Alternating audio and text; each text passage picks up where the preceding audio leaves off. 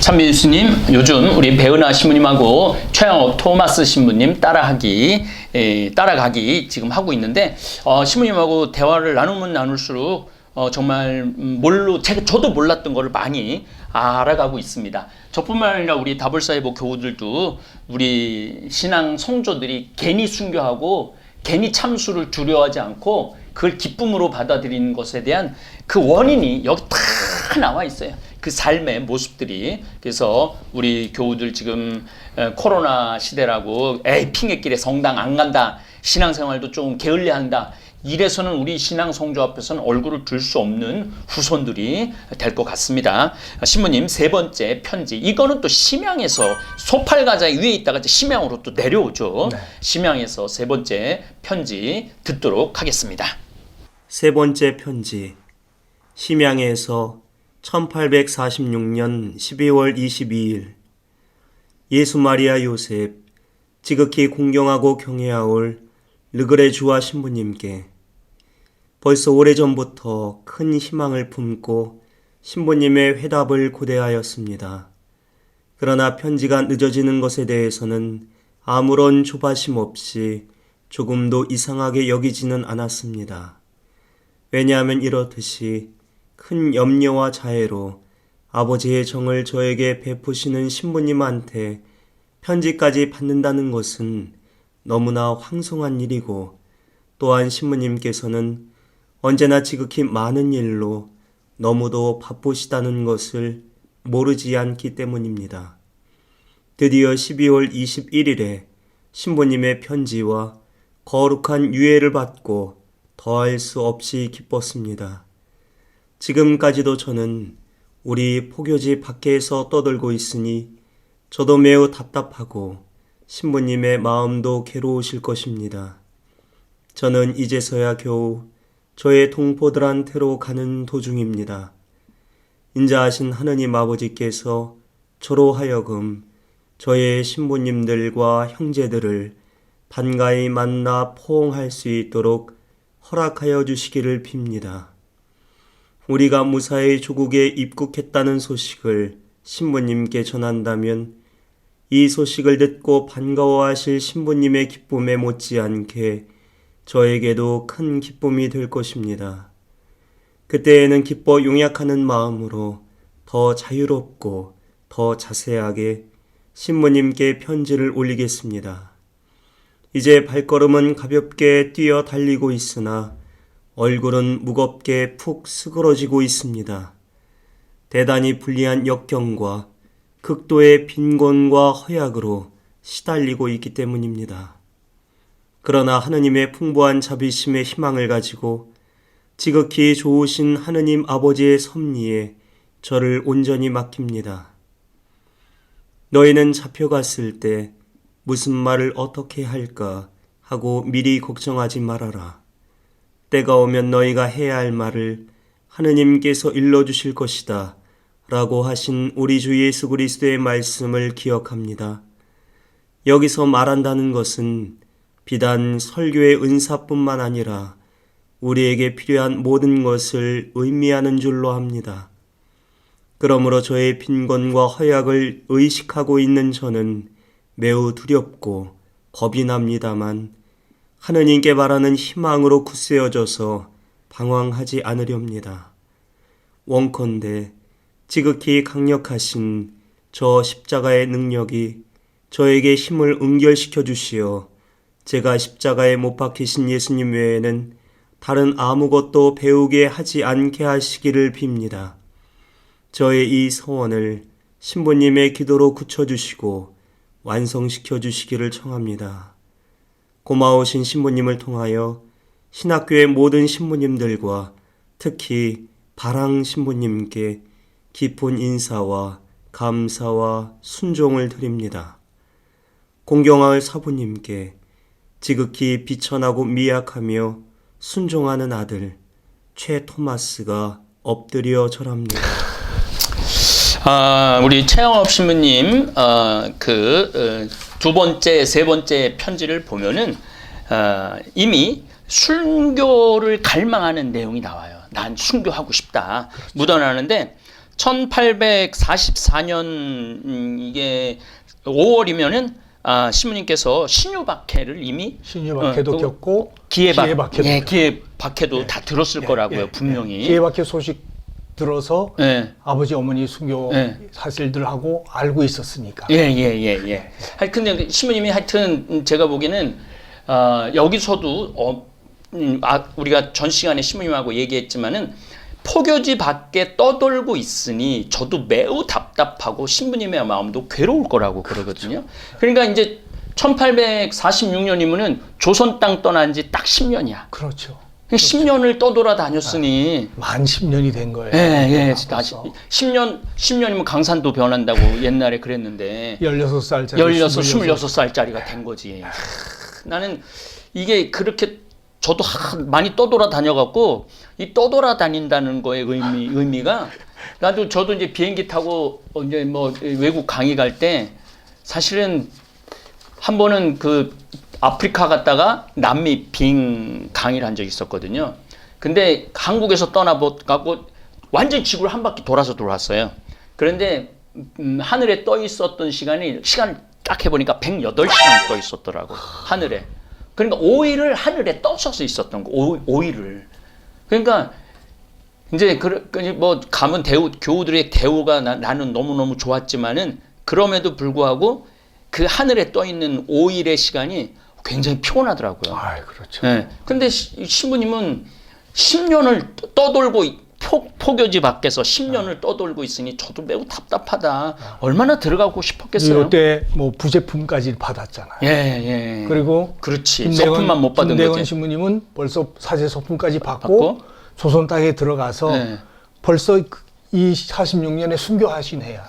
그래서 그 다음 편지에 내 사랑하는 김대건의 순교 얘기가 나오죠. 여러분들 그때는 아직 김대건 신부님 순교는 모르고 39년 기해박해. 그 상황을 들으면서 아버지 어머니 뭐 많은 신자들의 순교 이야기 그리고 처음 들어왔던 앵베르 주교님 그다음에 모방 신부님, 시사스당 신부님 다 순교한 이야기 맞아. 들었으니까 저도 이제 그거를 많이 좀 묵상을 해봤어요. 내가 세상을 떠돌고 있는데 친구 하나가 죽었어. 나도 내 친구 김순겸 사도요한 신부라고 외방선교 신부인데 이제 7년 됐나 봐요. 모잠비크에서 주일날 신부들 모임 가다가 차가 뒹굴러서 죽었거든. 근데 그 친구가 진짜 나하고 16세 만난 친구예요. 그래갖고 같이 손가락 걸어 신부 되자 그러고 너는 외방 선교지에서 죽고 나는 한국에서 정말 신부 돼서도 넌 강론하다가 제대해서 죽고 그 얘기를 했는데 그 친구가 먼저 떠났는데 명동성당에서 그 고별사를 내가 했는데 할 수가 없더라고. 너무너무 슬퍼갖고 참 지금도 미사 때마다 기억을 하긴 하지만은 그러니까 이제 최방제가 제일 똑똑했었다며요. 그렇죠. 신부님들이 편지에 보면 최방제가 가장 똑똑하고 능력이 있고 유망한 그런 신학생이었는데 먼저 18개월 만에 떠났잖아. 그러니까 셋이 살다가 그 하나가 먼저 그렇게 죽고. 떠났으니 둘 남은 거 아니에요. 둘 남은 건데. 그런데 이제 다음 편지 보면 내 사랑하는 김대건도 순교에 열고 그러니까 최방제 죽었지. 김대건 친구 죽었지. 엄마 아버지 순교했지. 감옥에서 막내 동생이라는 거 어떻게 생겼는지도 몰랐을 텐데 막내 동생 세상 굶어 죽은 거 얘기 들어보면은 참 그 마음이 제가 보기에는 보통 별 생각을 다 가지지 별 생각 다 들었을 거라는 생각이 들어요. 그래서 이 편지를 보면은 이제 발걸음은 가볍게 뛰어 달리고 있으나 자 우리 다볼사이버 교우 여러분들 너는 주치 놓고 나는 세우고 이 교재를 같이 읽으면서 공부를 한번 해보세요. 그러면은 아마 여러분들 마음이 정말 신학생들이 얼마나 교회를 사랑하고 그리스도의 제자로서의 그 자격을 갖추려고 노력을 했는지 알 수 있어요. 발걸음은 가볍게 뛰어 달리고 있으나 얼굴은 무겁게 푹 숙어지르고 있습니다. 대단히 불리한 역경과 극도의 빈곤과 그러니까 신부님이 다니면서 제대로 못 먹었다는 그렇죠. 얘기죠. 그 얘기를 그대로 예, 간단하게 예, 이렇게 예, 썼지만은 예, 이 속에 담긴 그렇지. 의미는 예. 기가 막힌 예, 잠자리 하나 제대로 예. 그러니까 아니 잠자리도 뭐 심양 갔다 뭐 또 소팔과자 갔다가 또 뭐 마카오 갔다가 그러니까. 뭐 또 홍콩 갔다가 편지가 지금 세 번째가 다 다르잖아요. 다 다르잖아요. 예. 그러니까 마카오, 소팔과자, 심양 이렇게 지금. 그러니 신학생 때는 또 저기 그거 필리핀도 갔다 오고 예. 그러니 그러니까. 그런데 여기서 이제 이 성서 말씀을 마테오복음을 인용하기도 했지만은 끝에 이런 글이 저의 빈곤과 허약을 의식하고 있는 저는 참 또 겸손한 것 겸손해요. 같아요. 정말 네, 겸손해요. 저는 매우 두렵고 겁이 납니다만 하느님께 바라는 희망으로 굳세어져서 방황하지 않으렵니다. 근데 여기서 십자가가 또 나와. 십자가. 네. 원컨대 지극히 강력하신 저 십자가의 능력이 저에게 힘을 응결시켜 주시어 제가 십자가에 못 박히신 예수님 외에는 다른 아무것도 배우려 하지 않게 하시기를 빕니다. 이거 완전히 바오로 사도의 그러니까 완전 바오로 사도의 똑같잖아. 그러니까 내가 그래서 이 편지를 우리 대한민국 천주교 신자들은 이 똘똘 외워야 된다. 바오로 사도가 십자가를 십자가밖에 자랑할 게 없다고 하는 것처럼. 그리고 바오로 사도가 가난하게도 부유하게도 살지만은 자기는 가난함을 택한다고 그러니까. 그런 말씀하시는 거하고 신부님 이 편지하고 이게 이제 부재 때 편지인가요? 부재죠. 부재는 같이 받죠. 부재는 저기 같이 받죠. 네, 맞아요. 그 소팔과자에서 부재까지 다 같이 받았으니까. 그리고 나서 이제 김대건 시민 바로 떠나고, 이제 바로 이제 떠나고 제주도로 그냥 표착을 잘못해 갖고 갔다가 부재도 입국을 시도하기 하면서 몇 번 했죠. 그거 이제 지도에 제가 준비를 나오니까. 해놨습니다. 자, 시민님, 우리가 이제 신유 박해 이게 1801년에 벌어진 박해인데 아마 이 최양업 신부님 이거 너무너무 정확하게 알고 있었지 그렇죠. 않을까. 그렇죠. 또 왜 제가 신부님한테 신유박해에 대한 가르침을 달라고 그러냐면 황사영이 알렉시오가 베론에 토굴에서 이걸 피시나 다 그렇죠. 쓰거든요. 그 토굴이 지금 이렇게 모셔져 있죠. 우리 신부님 저 황사영 알렉시오 편지가 백서. 있고 백서가 있고 이 황사영 백서는 너무 중요하기 때문에 다른 꼭지로 한번 빼서 배은하 신부님한테 배우고 오늘은 1801년에 일어난 신유 사옥이라고도 하고 신유 박해에 대한 이야기를 조금 나눴으면 좋겠어요, 신부님. 그래요. 우리 뭐 나라의 교회사 쪽으로 박해가 이제 가장 전국적인 박해로 첫 번째 박해가 신유 박해죠. 고전에 이제 1791년 신해 박해. 그거는 이제 진산에서 윤지충과 권상련이 제사 문제 때문에 이제 일어난 박해로 이제 알려져 있죠. 이제 그런데 비해서 이 신유 박해는 국왕이 공적으로 전국에 박해령을 내린 거니까 척사유는 반포해가지고 오가작동법도 하면서 모든 천주교 신앙을 사학으로 단정해서 이 신앙을 가진 사람들은 무조건 잡아들여서 처단하라. 배교하지 않으면 죽여라. 이제 이런 식이 돼버린 거니까. 여기서 사학이라는 건 뭐냐면 사학한 종 학문이라 그래서 사학이라고 그렇게 불렀습니다. 그런 상황이었으니까 그 상황에서 원래 초창기에는 이 천주교 신앙을 가진 사람들이 아까 신부님이 얘기했듯이 뭐 정약종, 권철신 뭐 이런 분들부터 시작해가지고 200 모두 양반이면서 최대의 나는 학자들이고 실학자들이라고 볼 수 있죠. 그렇기 때문에 그런 지도자들이 처음에는 이 종교를 가지고 신앙생활을 했는데 다 순교하죠. 정약종, 권철신, 뭐 이벽, 이가완, 최창현, 최필공, 홍교만 뭐 쭉 순교하죠. 그리고 이제 아까 이제 전라도 유한검, 그다음에 충청도 이존창, 그 장대 성직자가 됐고 가성직 했던 그런 지도자들이 다 순교해요. 한 300명 정도 순교를 했어요. 주문모 야구 보신 분도 죽죠. 물론 한 분밖에 없었던 어렵게 들어왔던 주문모 신부님이 순교하게 되니까 그 일로 말미암아서 그야말로 쑥밭이 됐다고 볼 수 있는 상황이죠.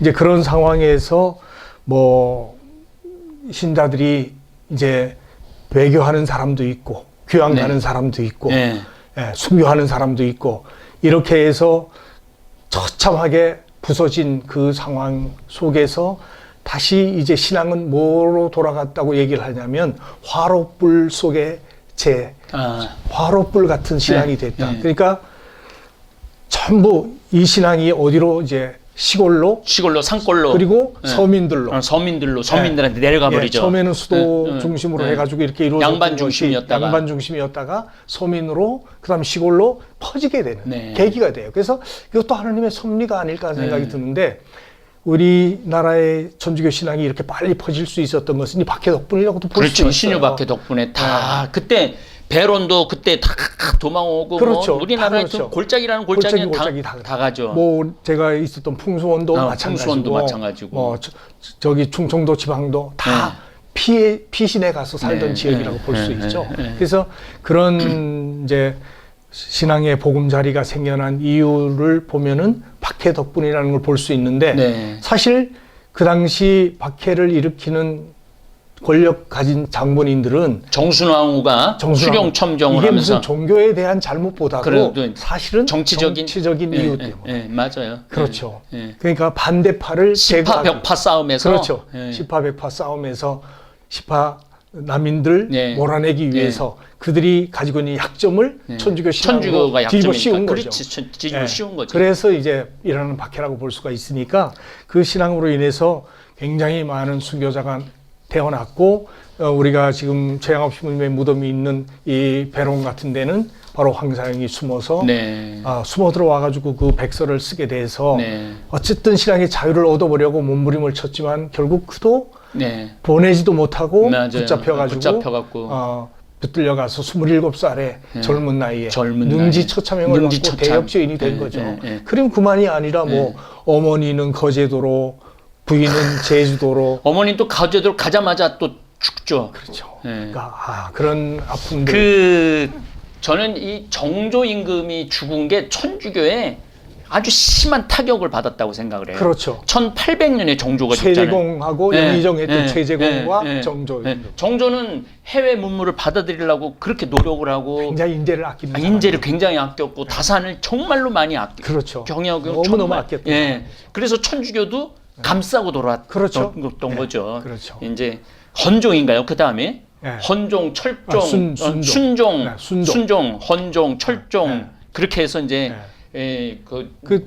저기 정조가 승하할 때 어린 순조가 11살. 그래. 11살이니까 이제 정순왕후 김대비가 섭정을 하게 된 거죠. 섭정을 한 거죠. 그러니까 그는 정순왕후는 영조의 부인이거든요.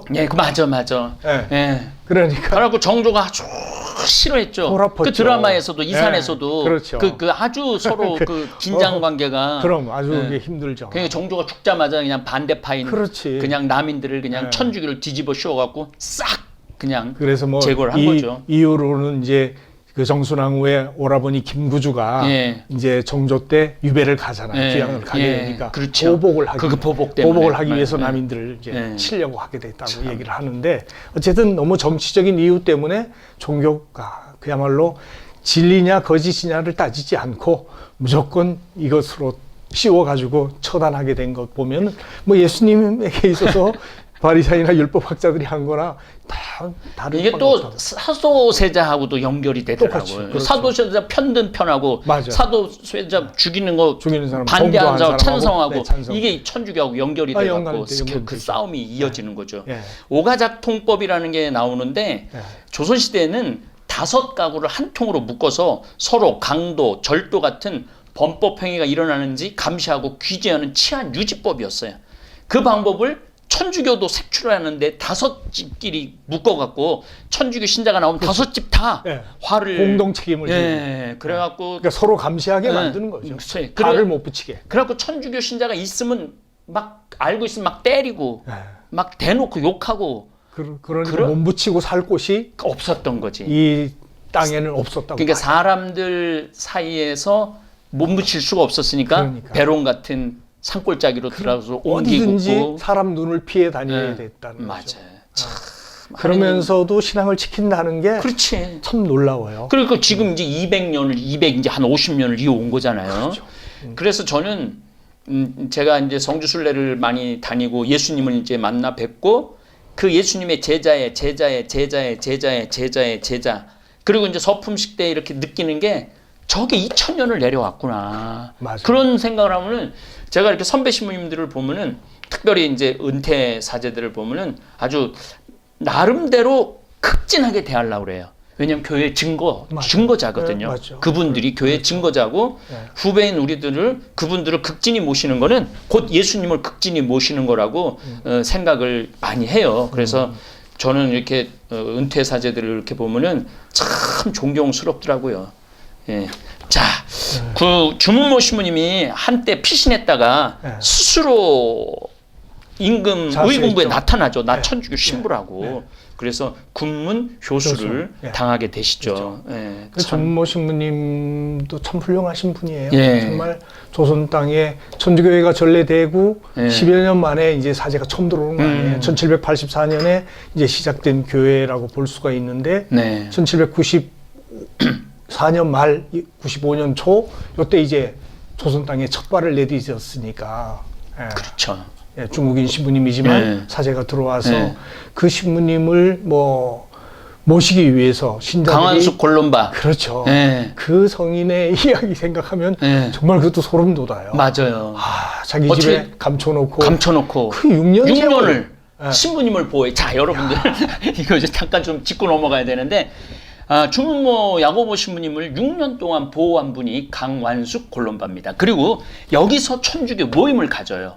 초대 회장이죠. 그리고 강완숙을 황사영 알렉시오는 분명히 알았을 거예요. 왜냐하면 거기에 천주교에 내노라 하는 사람들은 다 들락날락 했으니까. 그렇죠. 네. 그럼 강완숙, 그러니까 주문모 신부님을 황사영 알렉시오가 또 뵙고 그 가게가 이 천주교 이렇게 딱 이어진 게 너무너무 기가 막히더라고. 그래서 나는 이제 제가 이제 가끔 이제 우리나라에서도 마찬가지고 외국에 강의 갈 때 그 자매들이 하느님의 제자 강의 모셔왔다고 저를 이렇게 딱 극진하게 이렇게 대우해 주는 걸 보면은 강완숙 골롬바가 생각이 나요. 야, 우리 한국이 성조가 훌륭한 성조가 이 모범을 보여갖고 이렇게 천주교 신부들한테 잘하는구나. 네. 전 세계에서 우리 한국 천주교가 신부들한테 제일 잘하는 것 같아요. 그렇다고 얘기하대. 아무리 돌아다녀봐도 뭐 우리가 복이 있죠. 예, 프랑스는 저기 뭐야 로망칼라 차고 택시 잡으면 그냥 지나가요. 저기 뭐야 저 까마귀라고 그러고 안티클레리즘이라고 반성직자주의가 있어요. 그래갖고 사실은 사람들도 있고 열심히 하는 열심히 하는 사람들도 열심히 하긴 한데 그 내가 외국에 이렇게 특히 미국 같은 데 가면 로망칼라 가면은 너 왜 결혼도 안 하고 혼자 사냐? 너 저 불구냐? 막 걔네들이 영어로 막 그렇게 놀려. 뭐 백인도 놀리고 흑인도 놀리고 얼마나 우습게 생각하는지 몰라요. 한국에서는 있을 수 없는 일이지. 한국에서는. 그래서 대한민국 경제가 이렇게 잘 발전하고 잘 나가나 봐. 맞아요. 그 이제 미국이 저 망가지는 게 그 학교에서 주일기도 성모송 용광송 하겠는데 일단 다 못하게 했어요. 그래요. 법적으로. 그러니까 이건 뭐 아주 웃기지도 않은 나라가 돼가는 거지. 예. 어쨌든 하여튼 아까 신부님이 말씀했듯이 남인계 인물로 이가완, 건철신, 정약용, 이승훈, 정약종 서소문에서 참수되죠. 다사는 유배를 가게 되고 그리고 또 여기 사도세자의 서장자인 정조의 이복 동생이 은원군 부인 송씨와 은원군 며느리 신씨도 사살했다고 그래. 네. 그러니까 왕조까지도 올라갔던 거지. 그렇죠. 그 주모 신부님이 거기 은원군 그 송씨 집에 숨어 있었댔잖아. 그러니까 어디 피할 데가 없으니까 더 이상 감출 수 없고 강완숙 골롬바도 이제 위험에 처해 있고 어디 피할 데도 없으니까 그리로 가서 이제 그래서 이제 숨게 되는 상황까지 있었죠. 그러니까 이 신유박해가 그런데 이제 신부님이 말씀하셨듯이 이 신유박해가 어떤 좋은 점이 있었느냐면은 이제 박해를 피해갖고 전국으로 다 도망간 거지. 그 초대 교회가 이제 야고보 순교하면서부터 이제 바오로 이하 전부 다 막 안티오키아 뭐 이런 데로 다 이제 멀리 이제 예루살렘에서 이스라엘에서는 종교할 수 없으니까 전 세계로 바오로 사도가 나가는 꼴하고 똑같은 교회의 과정을 우리 한국 천주교회가 밟습니다. 어쨌든 우리 이제 서민 사회 이제 뿌리를 내리게 되죠. 그렇죠. 그렇게 되죠. 예수님께서 제일 먼저 하신 일이 제자 선택 교육이었는데 그만큼 교회가 유지 발전하기 위해서 신학생 양성과 사제 서품이 전 중요하다고 생각을 합니다. 그런 의미에서 이곳 베론 성제에 있었던 신학교는 한국 가톨릭의 모종 역할을 한 것 같아요. 아, 그렇죠. 이곳 베론 신학당과 장주기 요셉 성인에 대해서 잠깐 설명하기 전에 저도 여러분들한테 제가 지금 아프리카 잠비아 카사리아 신학교를 지금 운영하고 있고 그렇죠. 예. 우리 다볼사이버 교우들이 22명의 학비를 다 대주고 있어요. 그래서 장주기 요셉 성인한테 기도 많이 해요. 왜냐하면은 내가 잠비아에는 장주기 요셉 성인 같은 그런 역할을 해야 되겠구나 그런 생각을 하고 정화상 바오로 성인이 이 소년을 데리고 갔었던 그 마음, 장주기 요셉 성인이 자기 집을 내줬던 그 마음으로 많이 이제 우리가 이제 할 차례다, 우리가 이제 나눠줄 차례다 그런 생각을 하면서 운영을 하고 있고 22명의 학비를 대준 우리 다볼사이버 교우한테 일단 감사 인사를 여기 짤막하게 드리고 시민님한테 베론 학당, 신학당 얘기 좀 듣도록 하겠습니다. 그래요. 뭐 마카오로 보내고 그다음에 이제 말레이시아 페낭으로 보내고 신학생들을 이제 보냈는데 너무 많은 학생들이 풍토병에 걸려가지고 죽어요. 그리고 돌아오지 못하고 또 실패하고. 그래서 어쨌든 조선 땅에 신학교를 세워야 되겠다 생각을 하고 이제 만들게 된 게 1855년. 1855년. 예, 이제 베론에 신학교가 세워지게 된 것이 이제 1855년이니까 그때 이제 그 신학교가 세워지면서 그 열심한 교우집에서 이제 자녀들이 한 10명 정도까지 10명 정도? 학생들이 이제 모여들게 되는데 뭐 주무님도 거기 베론에 신학당 보셨으면 하지만 정말 열악하기 짝이 없는 초라한 집인데 하지만 그 집조차도 감지덕지에서 그 집이 누구의 집이냐면 장주기 요셉 회장님의 집인데 그분이 이제 자기 집을 신학교로 쓰도록 내놓은 거예요. 그러니까 그분의 신앙도 얼마나 대단한지 알 수가 있는 거죠. 맞아요. 자기 집을 신학교로 쓰도록 내놓고 자기는 거기에서 뒤치다꺼리 하고 한문 가르치고 한문 가르치고 그러면서 신부님들 복사 노릇하면서 이렇게 아이 학생들을 돌보아 주셨던 분이 장주기 요셉 이제 성인이죠. 성인이죠. 이미 이제 순교했기 때문에. 우리 또 수원교구 요당리에서 태어나셨잖아요. 그렇죠. 거기서 그래서 태어나셨죠. 수원교구가 장주기 요셉 여기도 장주기 요셉 성인을 원주교구에서 많이 귀하게 여겨갖고 장주기 요셉 재활원도 있고. 맞아요. 그렇죠. 수원은 이제 장주기 그 신부님들 일하는 신부님들 기숙사가 장주기 요셉 사제관이 있어요.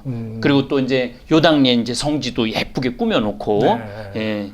그러니까 참 그런 회장님 덕분에 이제 브리띠의 부티니콜라 두 분 신부님이 이제 그 신학교 교수 신부님으로 와서 이제 교장과 교수로 이제 있으면서 학생들을 가르치는데 뭐 이제 학교를 세우게 된 것은 이제 뭐 그 당시 이제 주교님이 명해서 하는 거니까 당시 주교님이 이제 베르네 주교님이시니까 그 명에 의해 가지고 브로띠에 신부님이 이제 신학생들을 돌보면서 이렇게 한 10여 년 동안 학생들을 가르치면서 보살피는데 그게 참 병인박해만 일어나지 않았으면 탄생하는 건데 많이 낫죠. 그렇죠, 맞아요. 왜냐하면 페낭에 갔던 학생들 중에서도 돌아와가지고 그곳에 공부하는 학생들이 있었으니까 이제 그랬구나. 그럴 수 있을 만큼 중요한 자리인데 안타깝게 1866년 병인박해가 일어나면서 이 베론 골짜기에도 포졸들이 들이닥쳐가지고 결국 두 분 신부님하고 장주기 회장님도 다 끌려가게 된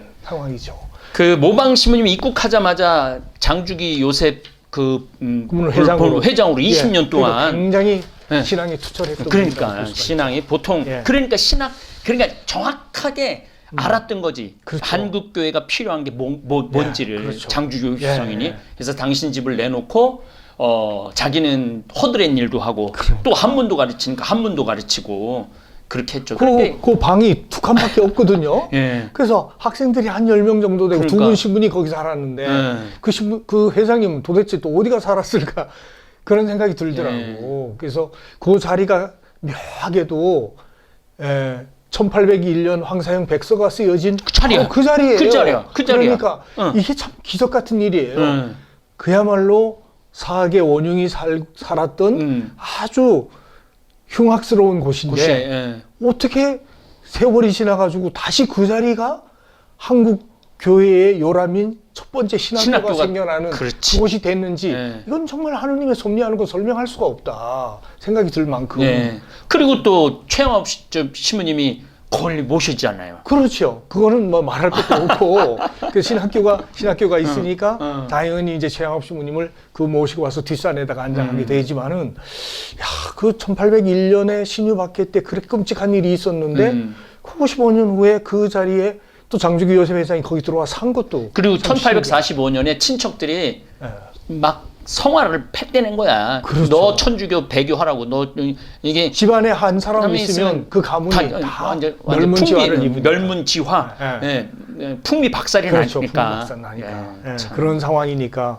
그래서 사실 그 끌려가는 도중에 그 장주기 회장님에 대한 일화 속에도 참 놀라운 게 그 두 분 신부님, 뿌르떼 신부님이 서양 대인이라고 그랬거든요. 서양 대인. 큰 놈이라고. 양대인이라고 불렀어요. 그 서양 신부들 양대인 둘을 잡았으면 되지. 장주기 회장님 그때 60이 넘었으니까 저 늙은이를 데려다가 무엇에 쓰려고 그러냐. 풀어줘라. 그러면서 이제 돈을 준 거죠. 풀어주죠. 그리고 풀어주니까 그 회장님이 도망을 가지 않고 시모님들이 가는 길을 붙잡혀 가는 길을 계속 쫓아와. 그러니까 그 포졸들에게 시민들이 돌아보니까 그 회장이 오니까 물었어. 아니 그 풀어주기로 했는데 왜 저렇게 떠나오게 두냐 그러니 아니 세상에 이런 법이 없다. 살으라고 도망가라고 풀어줬는데도 같이 죽겠다고 저렇게 돌아온다. 그러니까. 이런 사람이 어디 있겠냐. 그러니까. 이제 이렇게 얘기를 하는데 그 장주기 회장은 그러면 이제 시부님들이 너무 이제 힘들어가지고 그 먼 길을 걸어가는데 고통스러우니까 그러면 조건이 있다. 내가 가라고 이제 제발 명하면서 가라고 쫓으니까 신부님들이 걸어가는 그 길에 소를 타고 가게. 소를 한 마리 끌어다가 들여서 타고 가게 해드리고 그리고 자기는 이제 신부님 명을 따라서 눈물을 흘리면서 돌아오게 되는 거죠. 학교로 돌아오는데 그래 학교를 가 돌보고 해야지 당신이 쫓아오면 어떻게 하냐고 신부님들이 야단을 쳐가지고 돌아왔는데 뭐 와보니까 다 약탈해가고 아무것도 없지. 그래서 이제 양식을 얻으려고 그 이제 박달재 넘어 그 가면 이제 지금 현재 배군이라고 하는데 화당리라고 있어요. 꽃땡이라고 그래. 화당리. 꽃땡이. 그 꽃땡이라는 곳도 좀 신야가 있고 그 왕래가 많았기 때문에 그 알고 있어가지고 그곳에 이제 양식을 구하러 갔다가 그곳에서 다시 체포돼요. 잠깐만요. 시민님이 얘기가 아주 재밌는데 여기 배론하고 제천에 배론도 있지만 제천에 박달재도 있어요. 네, 그렇죠. 천둥산, 인둥산, 지둥산 해갖고 박달재가 있고 그 박달재를 넘어서면은 문경세제로 이어지죠. 그렇죠. 그러니까 그 길이 사실 최영업 신부님 그 저기 뭐야 방문자 공소 루트를 그렇죠. 보니까 그래서 신자들 찾아서 갔던 길이니까 우리 장주기 요셉 성인도 근데 너 먹을 게 없으니까 근데 체포가 됐어.